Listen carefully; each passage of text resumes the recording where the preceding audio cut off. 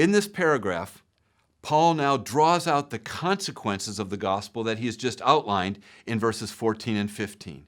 He then elucidates its content, and thirdly, describes how it is to be conveyed. In doing so, the first consequence of the gospel is that Paul no longer regards anyone according to the flesh, verse 16a. Paul's concept of the flesh here is notoriously difficult to render into English. Given its various meanings in different contexts, the NIV, in fact, uses 48 different English words or phrases to translate this one Greek word in the New Testament. In our passage, the NIV correctly translates according to the flesh to mean from a worldly point of view. That is, in accordance with the standards and values that derive from living as if physical life in this world is all that exists. To know someone according to the flesh is the opposite, then, of knowing him or her according to the Spirit.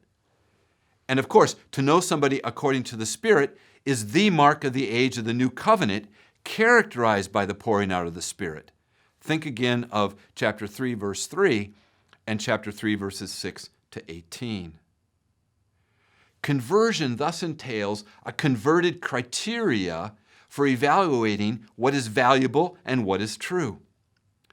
In Christ, Paul no longer evaluates others according to the world's standards or expectations, just as he no longer evaluates Christ in this way.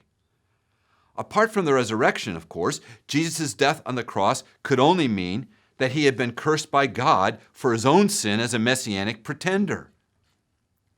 Look at the way in which Paul picks up Deuteronomy 21:23 in Galatians 3:13 to make precisely this point. So prior to Paul's conversion, in which the glory of the resurrected Christ made it clear to Paul that Jesus had in fact died not for his own sins, but for the sins of his people, Paul disdained the cross as a radical contradiction to Jesus' messianic claims and as a rejection of Israel's nationalistic hopes. After his conversion, however, Paul preached that Jesus' suffering as the Messiah now changed his people's lives. If anyone is in Christ, he is a new creation, verse 17a. But for Paul, this change does not lead to a super spirituality in terms of spiritual experiences, but instead to the consequences that he summarizes now in verse 17b. Rather than still belonging to this world and its ways, all those in Christ are, quote, a new creation, which means that they have already participated in the passing away of the old age and the arrival of the new, literally what Paul calls the new things. These new things that have happened in Christ, however, are not a list of private spiritual experiences, but as the context makes clear, they are the new way of life that derives from the radical reorientation described already in verse 15. The new creation does not refer to becoming a new kind of super spiritual human being. Rather, it refers to becoming like Christ. The contours of the new creation are moral, that is to say, not ecstatic. And against the backdrop of 2:14 to 4:18, the new creation spoken of here refers to a people who now live for Christ by living for others, and that this living for others because of their life for Christ is the beginning of the restoration of God's people under the new covenant. This means then that reconciliation with God through Christ, verses 18 to 21, is the beginning of the eschatological redemption of the world, the inbreaking into this evil age of the new creation to come. Indeed, in Isaiah 43 and Isaiah 65, Israel's restoration from exile is described with new creation language as part of the theme of Israel's second Exodus that is developed throughout Isaiah 40 to 66. Greg Beale has therefore argued persuasively that it is plausible to suggest that reconciliation in Christ is Paul's way of explaining that Isaiah's promise of restoration from the alienation of exile have begun to be fulfilled by the atonement and forgiveness of sins in Christ.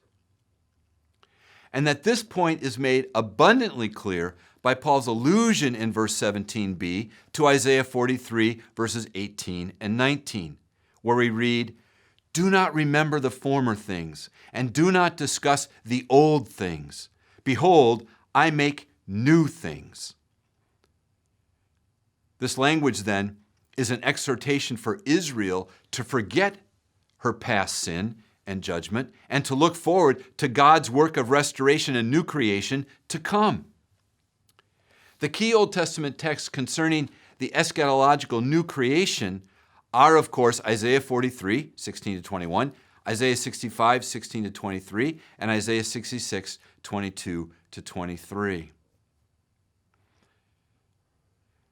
As Paul's passage therefore also makes clear against this Isaianic backdrop, Paul assumes that with the dawning of the new creation, the revelation of God's glory among a restored people results in a life of growing obedience by the power of the Spirit, in contrast to Israel's continuing hard-heartedness and the wickedness of the nations that led Israel into exile and brought those nations under God's wrath.